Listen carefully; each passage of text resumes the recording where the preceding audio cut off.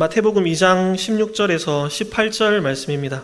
이에 헤롯이 박사들에게 속은 줄 알고 심히 노하여 사람을 보내어 베들레헴과 그 모든 지경 안에 있는 사내 아이를 박사들에게 자세히 알아본 그 때를 기준하여 2살부터 그 아래로 다 죽이니, 이에 선지자 예레미야를 통하여 말씀하신 바 라마에서 슬퍼하며 크게 통곡하는 소리가 들리니 라헬이 그 자식을 위하여 애곡하는 것이라. 그가 자식이 없으므로 위로받기를 거절하였도다 함이 이루어졌느니라. 아멘. 사람들은 위로받기를 원합니다. 우리의 삶 가운데는 여러 가지 문제와 어려움들이 있고 또 때때로 슬픔과 고통과 여러 가지 근심들을 마주할 때가 있죠. 그래서 많은 사람들은 다른 사람들과의 관계를 통해 혹은 여러 가지 세상의 즐거움들을 통해서 기쁨과 위로를 찾고 또는 자신의 목적을 성취하고 이 세상에서의 어떤 부와 명예를 거머쥡으로 위로를 얻기를 갈망을 합니다. 그러나 성도된 우리는 위로를 얻기 위해 이 교회로 나옵니다. 우리는 참된 위로는 다른 어떤 것으로부터가 아니라 오직 하나님께로부터 주어지는 것임을 믿습니다. 그러나 여러분, 이렇게 위로를 구하며 교회로 나오는, 하나님께 나오는 모든 사람들이 다 위로를 얻습니까? 그렇지는 못한 것 같습니다.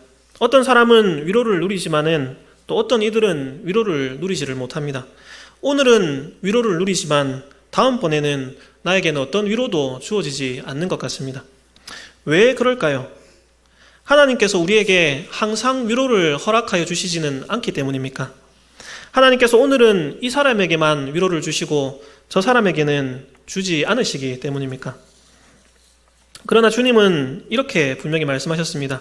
수고하고 무거운 짐진 자들아 다 내게로 오라. 내가 너희를 쉬게 하리라.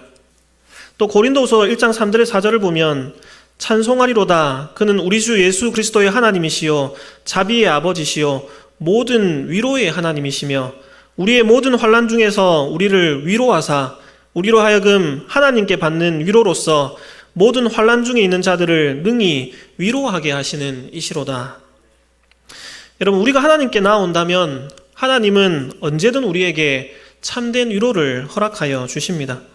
하나님은 우리가 비록 모진 환난 가운데 있다 하더라도 우리를 위로하여 주실 수 있으며 또한 우리가 받은 그 위로로 다른 이들을, 고난 중에 있는 다른 이들을 능히 위로할 수 있도록 하여 주시는 분이십니다. 그런데 왜 우리는 하나님 앞에 나아오면서도 때때로 위로를 누리지 못하는 것입니까? 그것은 하나님의 위로가 없기 때문이 아니라 우리 스스로 그 위로를 거절하고 있기 때문은 아닐까요? 여러분, 오늘 본문에는 위로받기를 거절했던 자들이 나옵니다. 그들은 무엇 때문에 위로받기를 거절했을까요? 오늘 본문의 말씀을 통해서 먼저는 우리 자신들의 모습을 돌아볼 수 있기를 바랍니다. 그러므로 날마다 변함없이 베풀어 주시는 주님의 그 참된 위로를 깨닫고 또 받아 누리는 그런 은혜가 여기 있는 우리 모두에게 가득할 수 있기를 바랍니다. 여러분, 사실 오늘 본문은 조금 난해합니다. 어렵습니다. 예수님의 탄생 소식을 전해주었던 동방박사들이 돌아오지 않자 헤롯은 베들레헴에 살던 2살 이하의 사내 아이들을 다 죽여버리죠. 그런데 마태는 이를 통해 예레미야의 말씀이 이루어졌다, 지금 그렇게 말을 합니다. 마태가 인용한 이 말씀은 예레미야 31장 15절의 말씀인데 제가 한번 읽어보겠습니다. 여호와께서 이와 같이 말씀하시니라. 라마에서 슬퍼하며 통곡하는 소리가 들리니 라헬이 그 자식 때문에 애곡하는 것이라. 그가 자식이 없어져서 위로받기를 거절하는도다. 여러분, 라마에서 슬퍼하며 통곡하는 소리가 들렸는데 그거를 또 라헬이 자식이 없으므로 위로받기를 거절하고 애통하는 것이다, 지금 이렇게 말씀합니다. 마태는 예레미야의 말씀을 인용했는데 예레미야는 지금 또 라헬을 인용하고 있습니다. 2번의 인용이 나오고 그 각각의 인용이 지금 무엇을 의미하는지도 명확하지가 않습니다. 그러니 오늘 본문의 의미도 이해하기가 어려운 것이죠. 그러니 오늘 본문의 의미를 잘 이해하기 위해서는 예레미야가 지금 어떤 상황에서 이 라헬에 대한 말씀을 인용하고 있는지를 알아야 합니다. 그리고 이것을 이해하기 위해서는 가장 먼저 라헬에 대해서부터 살펴보아야 합니다. 예레미야는 라헬이 자식을 위하여 애곡했고 자식이 없으므로 위로받기를 거절했다고 말씀합니다. 이 라헬의 애통, 애곡이 어떤 의미를 가지는지가 오늘 본문을 이해하는 출발점입니다. 자, 그렇다면 라헬이 누구입니까? 라헬은 야곱의 둘째 부인이죠. 첫 부인은 레아인데 삼촌 라반에게 속아서 레아와 먼저 결혼을 합니다. 원래 야곱이 사랑해서 결혼하려 했던 여인은 라헬이었습니다. 둘째였죠. 결국 야곱은 이 라헬과 결혼하기 위해서 14년 동안 이 삼촌 라반의 밑에서 일을 해야 했습니다. 그런데 이렇게 야곱의 사랑을 받고 또 결혼을 라헬과 했는데 이렇게 사랑을 받았던 라헬은 정작 아이를 낳지를 못했습니다. 반면에 언니였던 레아는 야곱에게 연이어 4명의 아들을 낳아줍니다. 이로 인해 라헬은 레아를 질투하게 됩니다. 창세기 30장 1절에 보면 라헬이 자기가 야곱에게서 아들을 낳지 못함을 보고 그의 언니를 시기하여 이렇게 말합니다. 여러분, 라헬은 단지 아이를 못 가졌기 때문에 슬퍼한 것이 아니라 언니인 레아와 자신을 비교했고 그러므로 레아를 시기했습니다. 여러분, 성경에서 라헬과 비슷한 처지에 있었던 또 다른 여인이 있는데 그 여인은 바로 사무엘의 어머니였던 한나입니다. 그녀에 대해서 한번 생각해 보십시오. 그녀는 자녀를 가진 분인나가 자기를 격분시켜서 괴롭게 할 때에도 분인나와 자신을 비교하여 질투하지 않았습니다. 한나는 자식이 없으므로 슬퍼했지만 이 그녀의 슬픔은 자신이 하나님의 그 약속의 자녀를 낳지 못하고 그러므로 하나님의 구원의 역사가 자신을 통해 이루어져 가지 못한다는 것을 보는 그런 슬픔이었습니다. 그러나 라헬은 한나와 같이 하나님의 구원 역사를 바라보며 슬퍼했던 것이 아니고 언니인 레아와 자신을 비교함으로 질투했고 그러므로 스스로 자기 연민과 슬픔에 빠졌습니다. 그래서 라헬은 야곱에게 절망적으로 이렇게 외쳤습니다. 30장 1절의 후반부에 보면 야곱에게 이르되 내게 자식을 낳게 하라. 그렇지 아니하면 내가 죽겠노라. 여러분, 이것은 불신앙의 외침입니다. 그 중심에 하나님이 아니라 철저하게 자기 자신이 있는 죄악된 인간의 목소리입니다. 그녀는 남편을 향하여 궁극적으로는 하나님을 향하여서 불평과 원망을 쏟아내었습니다. 앞서 언급했던 한나는 어떻게 했습니까? 남편을 향해 하나님을 향해 불평하고 원망했던 것이 아니라 하나님께 나아가서 간절히 기도함으로 도움을 구하지 않았습니까? 라헬의 관심이 철저하게 자기 자신에게 있었다는 것은 그녀의 여종인 비라가 자녀를 낳았을 때 라헬의 반응에서도 분명하게 나타납니다. 창세기 30장 6절에 보면 라헬이 이르되 하나님이 내 억울함을 푸시려고 내 호소를 들으사 내게 아들을 주셨다 하고 이로 말미암아 그의 이름을 단이라 하였으며, 여러분, 무슨 말이 계속 반복됩니까? 내라는 단어가 계속 반복되죠. 내 억울함을 푸시려고 내 호소를 들으사 내게 아들을 주셨다. 라헬은 이렇게 말합니다. 여러분, 창세기에서 잘 아시는 대로 자녀를 낳는 것이 얼마나 중요한 일인지를 생각하십시오. 창세기 3장 15절에 주어졌던 여자의 후손에 대한 그 약속, 구원의 약속이 이루어져 가는 일입니다. 그래서 족장들의 가장 큰 사명이 바로 약속의 자녀들을 낳는 일이었습니다. 그런데 여러분, 라헬은 하나님의 언약의 자녀가 태어난 것으로 인해 기뻐하고 감사하지 않았습니다. 그저 자기의 바람과 욕망에 모든 초점이 맞추어져 있었습니다. 그래서 그 여종인 비라가 둘째 아들을 낳았을 때도 이렇게 고백을 하죠. 창세기 30장 8절에 라헬이 이르되 내가 언니와 크게 경쟁하여 이겼다 하고 그의 이름을 납달리라 하였더라. 여러분, 라헬에게 있어서 이 자녀들은 단순히 언니인 레아와의 경쟁에서 이기게 해주는 그런 도구에 불과했습니다. 비라를 통해 얻은 이 두 아들을 통해 라헬은 자신이 언니인 레아보다 앞섰다는 우월감을 가시함으로 자식이 없는 자신의 슬픔을 달랬습니다. 자식을 낳지 못하는 자신의 부족함을 감추었죠. 실로 라헬의 모든 관심의 초점은 철저하게 자기 자신이었습니다. 그렇지만 여러분, 하나님은 얼마나 은혜로우십니까? 하나님은 그런 라헬을 생각하셨고 그의 소원을 들으사 그녀의 태를 열어주셨습니다. 드디어 라헬은 아들을 낳았고 기쁨으로 이렇게 외쳤습니다. 창세기 30장 23절에 그가 임신하여 아들을 낳고 이르되 하나님이 내 부끄러움을 씻으셨다. 여러분, 하나님은 라헬을 돌아보셨고 그녀를 위로하셨습니다. 요셉의 탄생으로 인해 라헬의 눈물은 멈추었고 그녀의 슬픔은 기쁨으로 바뀌었습니다. 그러나 여러분, 이 기쁨은 또한 곧바로 사라져 버렸습니다. 왜냐하면 이 라헬은 계속해서 자기의 이름을 드러내고 자기의 우월함을 증명하기를 원했고 이것을 위해 또 다른 아들을 원했기 때문입니다. 이것이 라헬이 첫 번째 아들을 낳고 지었던 그 이름 속에 잘 나타납니다. 30장 24절에 보면 그 이름을 요셉이라 하니 여호와는 다시 다른 아들을 내게 더하시기를 원하노라 하였더라. 여러분, 여전히 자기 자신에게 고정되어 있던 그 라헬의 마음은 자식을 얻었음에도 불구하고 그치지 않는 탐욕으로 만족함을 누리지를 못했습니다. 그러나 하나님께서는 이번에도 라헬의 기도를 들어주셨습니다. 또 다른 아들을 잉태하도록 허락하신 것입니다. 그러나 라헬은 이 아들을 낳다가 상고 끝에 결국 죽게 됩니다. 그렇게 태어난 아이가 바로 야곱의 막내 아들인 베냐민입니다. 여러분, 이 베냐민으로 인해 이제 야곱의 12아들이 채워지고 이스라엘의 12지파의 기초가 세워지게 되었습니다.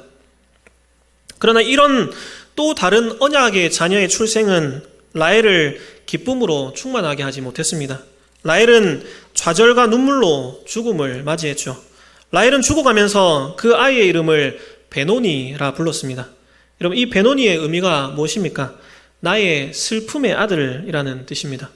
이 베노니라는 이름은 라헬이 마지막까지 자기 영예만 생각했다는 그런 증거입니다.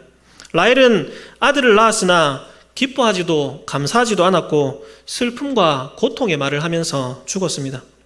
죽어가던 라헬의 마음속에 가득했던 것은 베노니, 즉 슬픔과 고통뿐이었습니다. 그러나 야곱이 이 이름을 베냐민으로 바꾸죠. 베냐민은 내 오른손의 아들 혹은 내 행복의 아들이라는 뜻입니다. 여러분, 라헬은 약속된 구세주가 오실 길을 이어가는 그 약속의 자녀를 낳았음을 고백하면서 기쁨 가운데 죽지 못했습니다. 라헬은 이스라엘의 12지파의 기초가 완전해짐을 기뻐하면서 죽지 못했습니다. 라헬은 살아있는 동안에도 눈물을 흘렸고 죽음의 순간에도 눈물을 흘렸습니다. 라헬의 인생은 온통 눈물로 적셔졌습니다. 왜냐하면 라헬의 모든 관심이 하나님의 영광과 그분의 약속이 아니라 오직 자기 자신의 영예, 자기 자신의 행복, 자기 자신의 위로에 맞추어져 있었기 때문입니다. 여러분, 라헬에게 하나님의 위로가 없었습니까? 그렇지 않습니다. 하나님께서는 라헬을 돌아보셨고 약속의 후사를 낳게 하셨고 하나님의 구원 역사에 동참하는 그런 복과 은혜를 허락하여 주셨습니다. 그러나 라헬은 아브라함이나 다른 믿음의 조상들이 그랬던 것처럼 자신의 시선을 구원의 약속이신 그리스도께로 고정하지 않았기 때문에 오직 자기의 영광만을 바라보았기 때문에 스스로 하나님이 주신 그 위로를 거절했던 것입니다. 여러분, 오랜 시간이 지난 뒤에 라마라는 곳에서도 라헬의 애곡이 동일하게 울려 퍼졌습니다. 예레미야 선지자는 라마에서 슬퍼하며 크게 통곡하는 소리를 들었습니다.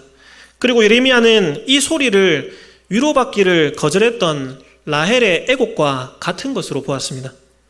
여러분, 바벨론 왕 느부갓네살은 남유다를 멸망시킨 후에 많은 백성들을 포로로 끌고 갔습니다. 그렇게 포로로 잡혀가는 자들은 우선 이 라마라는 곳으로 소집되었습니다. 그러니까 라마는 그 당시에 포로로 끌려가는 자들이 모이는 일종의 집결 캠프였습니다. 여러분, 이 라마에서의 광경을 한번 상상해 보십시오. 포로로 잡혀가는 자들이 라마에 집결하고 남겨진 다른 가족들도 이 라마로 와서 포로로 끌려가는 자들에게 작별 인사를 했을 것입니다. 잡혀가는 자들도 보내는 자들도 다시 만날 날을 기약할 수 없습니다. 여러분, 이 라마의 광경이 어떠했겠습니까? 슬픔과 애통이 가득했을 겁니다. 그러니 라마에서 들리는 라헬의 애곡은 포로로 잡혀가는 그 이스라엘의 슬픔과 비참함을 상징하고 있습니다. 그런데 여러분, 예레미야는 이렇게 슬픔과 애통 가운데 있는 이스라엘 백성들에게 심판의 말씀을 선언했지만 동시에 위로의 말씀도 전했습니다. 예레미야는 비록 이렇게 포로로 잡혀가는 것이 너희들의 죄의 마땅한 결과이고 형벌이지만 또한 너희들의 울음소리와 눈물을 멈추라고 말합니다. 왜냐하면 하나님께서 장차 그들을 대적의 땅에서 다시 돌아오게 하실 것이기 때문입니다. 예레미야 31장 16절에 보면 여호와께서 이와 같이 말씀하시니라 내 울음소리와 내 눈물을 멈추어라. 내 일에 삭슬 받을 것인즉 그들이 그의 대적의 땅에서 돌아오리라. 여호와의 말씀이니라. 여러분, 이 포로들은 언젠가 시온으로 다시 돌아와서 즐거워함으로 주의 선하심을 찬양하게 될 것입니다. 비록 지금은 그들의 죄 때문에 포로로 잡혀가지만 장차 더 이상 괴로워하지 않게 될 때가 올 것입니다. 젊은 처녀들은 눈물을 흘리는 대신에 춤추며 즐거워하게 될 것이고 젊은이들과 늙은이들은 슬퍼하는 대신에 기뻐하게 될 것입니다. 왜냐하면 하나님께서 아브라함과 맺으신 그 언약을 기억하사 그들을 약속의 땅으로 다시금 돌아오게 하실 것이기 때문입니다. 여러분, 이것이 예레미야가 슬픔과 애통 가운데 있던 포로로 잡혀가는 이스라엘 백성들에게 전했던 복음이고 위로였습니다. 비록 지금은 포로로 끌려가고 있지만 여러분, 그들은 또한 동시에 복음을 듣고 있습니다. 그들 가운데 은혜의 하나님이 함께 계심이 증거되었습니다. 그들은 비록 슬픔 가운데 있었지만 그들에게는 또한 이 복음의 약속을 통해 참된 위로가 주어졌습니다. 그러나 여러분, 이스라엘 백성들은 예레미야가 전한 이 복음을 듣고 위로받지 못했습니다. 라마에서는 겸손이나 회개가 없었습니다. 하나님께서 용서와 회복을 약속하셨음에도 불구하고 기쁨이 없었습니다. 오직 애곡과 슬픔만이 있었습니다. 이것이 죄로 인해 상실한 마음에서 나오는 그런 애곡이나 슬픔도 아니었습니다. 그들은 그저 자신들의 비참한 처지를 보면서 한탄했을 뿐입니다. 그래서 예레미야 선지자는 이 이스라엘 백성들의 슬픔과 애통을 그 라헬의 애곡과 유사한 그런 눈물로 특징 지었던 것입니다. 라헬은 자기 자신만 생각하여 하나님이 주신 위로받기를 거절했습니다. 이스라엘도 자신들만 생각하여 예루살렘이 정복당하고 포로로 잡혀가야 하는 것을 비극이라고만 생각했습니다. 그래서 그들은 고통스러워하고 애통해했습니다. 그러므로 그들은 하나님의 약속으로 위로받기를 거절했습니다. 라헬과 이스라엘 모두 자기들의 현재 처지만 생각했기 때문이죠. 자기밖에 몰랐기 때문입니다. 여러분, 이처럼 포로로 잡혀가는 이 이스라엘 가운데서 이 라헬의 애곡은 반복되었습니다. 자, 바로 이런 배경에서 마태는 오늘 본문을 기록했습니다.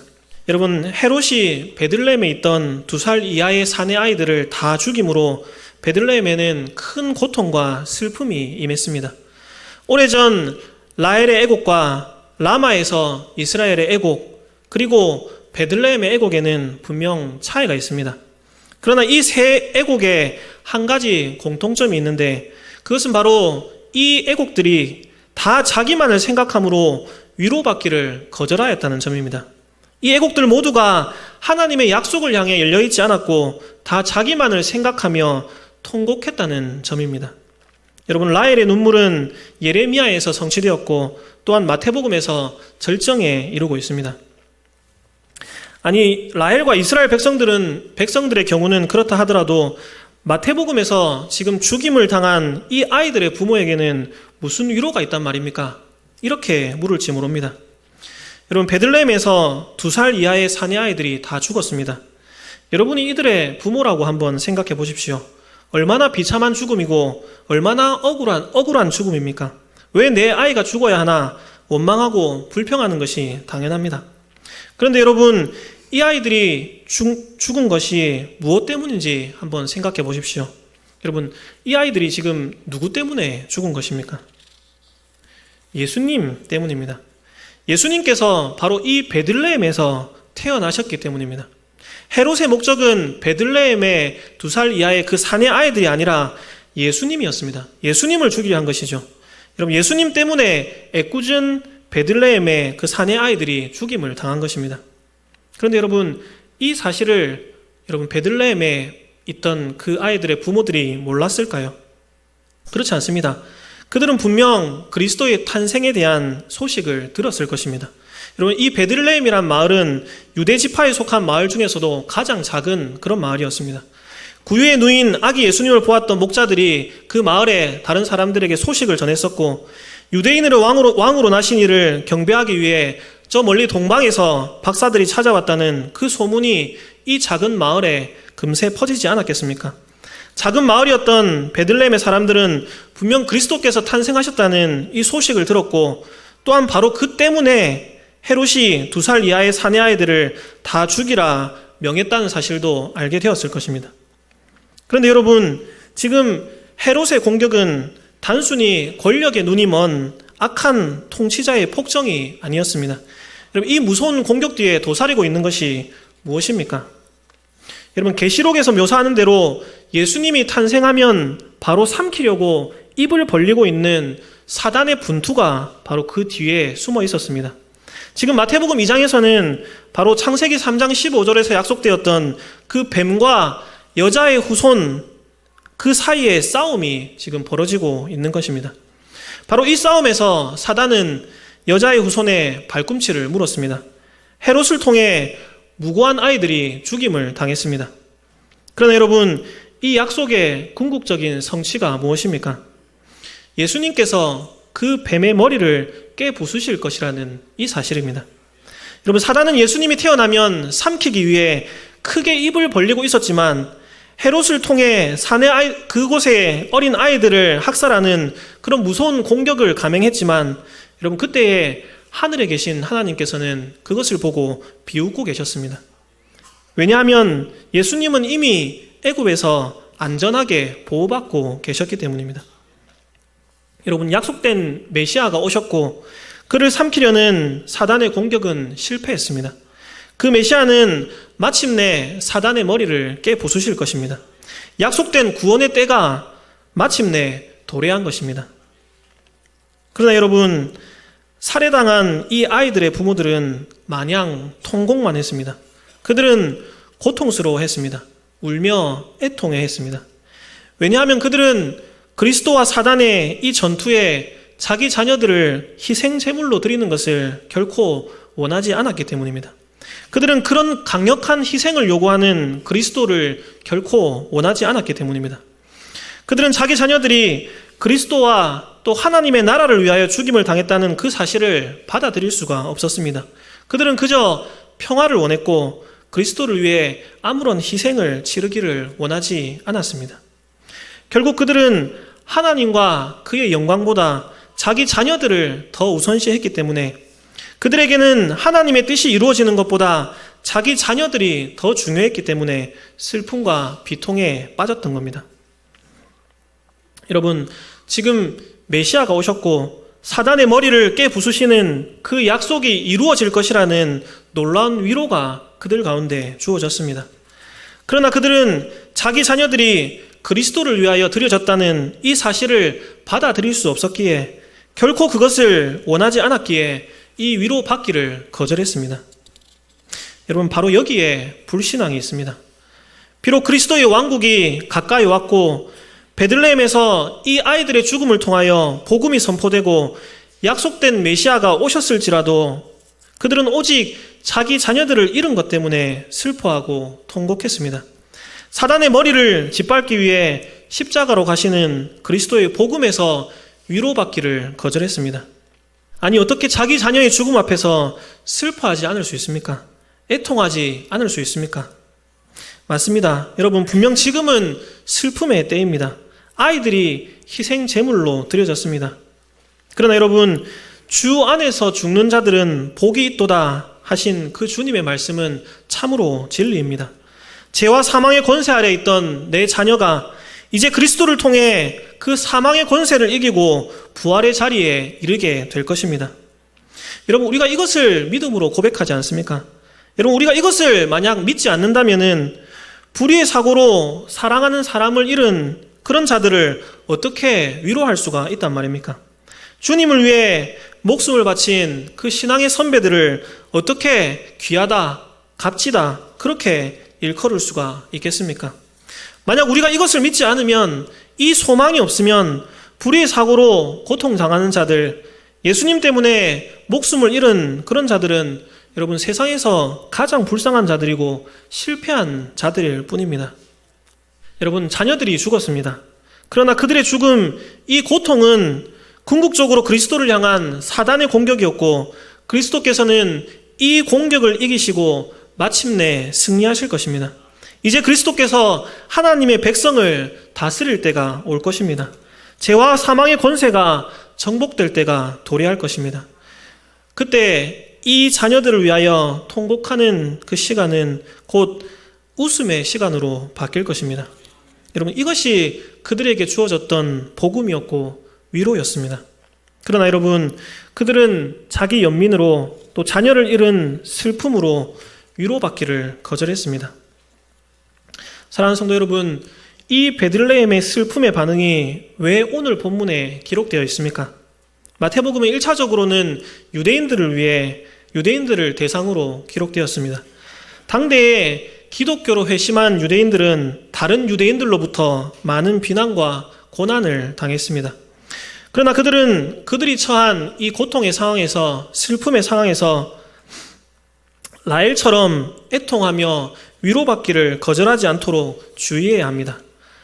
마태는 그들에게 자기 상황과 형편에 매여서 자기 중심적인 사고에 꽉 사로잡혀서 하나님의 약속과 위로를, 이미 그들에게 주어져 있던 그 하나님의 약속과 위로를 보지 못하면 안 된다는 것을 경고하고 있는 것입니다.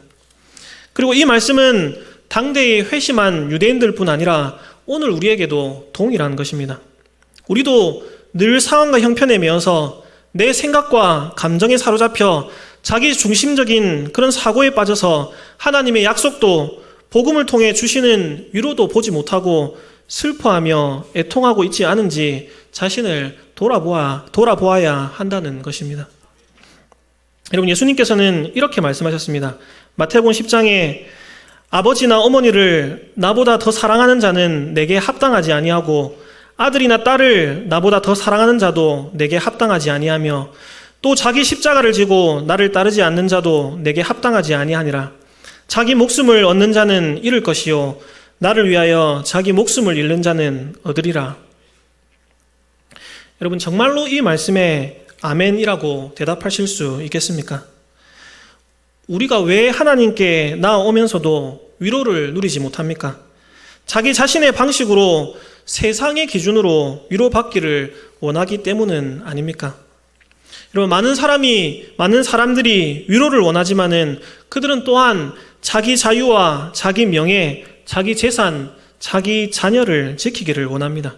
하나님의 나라와 그 의를 위하여 자기를 부인하며 자기 십자가를 지고 주님의 뒤를 따라야 한다는 이 말씀을 받아들이고 싶어 하지 않습니다. 그리스도 때문에, 그리스도 안에서 당하는 여러 가지 고난과 어려움을 통해 그리스도께서 당신의 교회를 모으시고 당신의 뜻을 이루신다는 것을 생각하지 못합니다. 이 모든 사건 속에서 일하시는 그 주권적이고 전능하신 하나님의 손을 보지 못하기 때문에 어려운 상황을 만나면 좌절하게 됩니다. 여러분, 이런 자들은 슬픔에 빠져 있습니다. 불평과 원망 속에 있습니다. 내가 왜 이런 어려움과 고난을 당해야 하는가를 알지 못합니다. 그래서 그들은 하나님께서 위로하심에도 불구하고 하나님의 위로를 받지 못하고 그 위로로부터 점점 멀어집니다.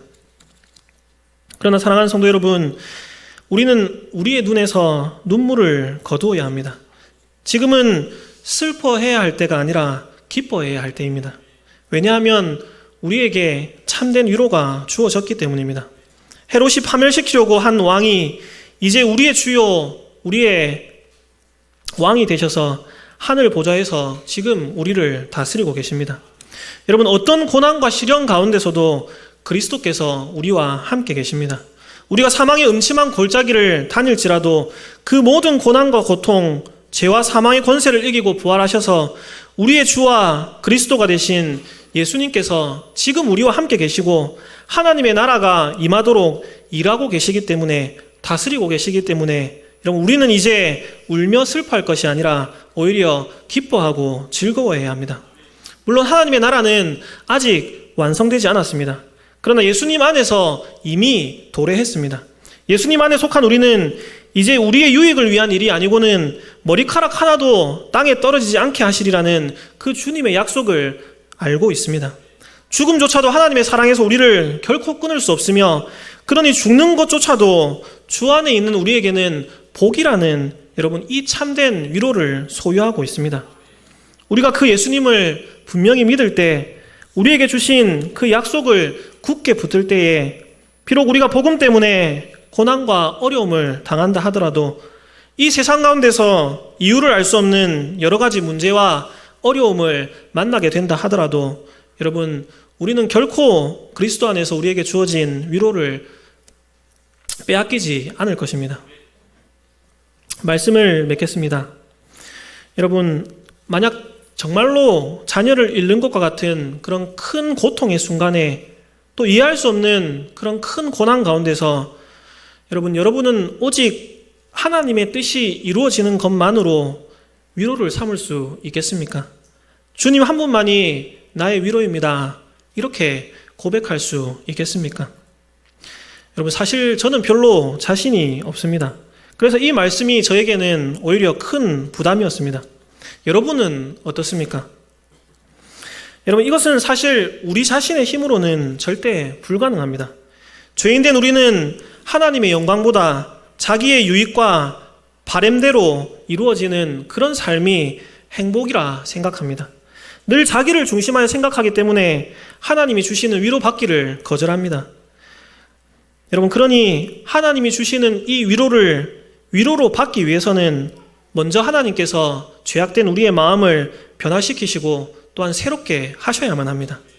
에스겔서 11장에 보면 에스겔 선지자는 그들이 포로에서 회복될 때가 이를 것이라는 위로의 복음을 전하면서 그때 하나님께서 성령님을 보내셔서 우리의 돌 같은 마음을 제거하고 살처럼 부드러운 마음을 주시겠다, 그렇게 약속을 합니다. 여러분, 그 성령님께서 지금 우리와 함께 계십니다. 우리를 도우시며 우리를 위해 친히 간구하고 계십니다.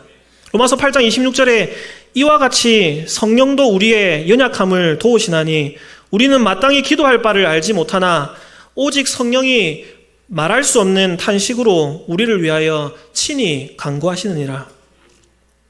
사랑하는 성도 여러분, 이 성령님을 의지해서 기도하시기를 바랍니다. 고통과 고난의 자리에서도 오직 하나님의 약속을 붙들고 하나님께 간구할 수 있기를 바랍니다. 저희 믿음 없음을 불쌍히 여기시옵소서. 주님만이 저를 위로하실 수 있습니다. 주님의 약속만을 위로 삼을 수 있도록 도와주시옵소서. 하나님의 구원의 역사를 바라볼 수 있는 믿음을 주시옵소서.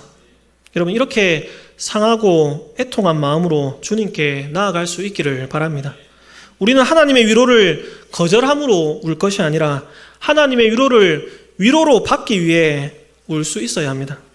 그때에 정말 도무지 위로를 찾을 수 없는 그런 극한 상황에서도 여러분, 하나님께서는 우리의 눈물을 기쁨으로 바꾸어 주실 것입니다. 그리고 장차 하나님 나라가 완성될 때에 우리의 모든 눈물은 완전히 사라지게 될 것입니다. 모든 슬픔은 사라지고 기쁨으로 충만하게 될 것입니다.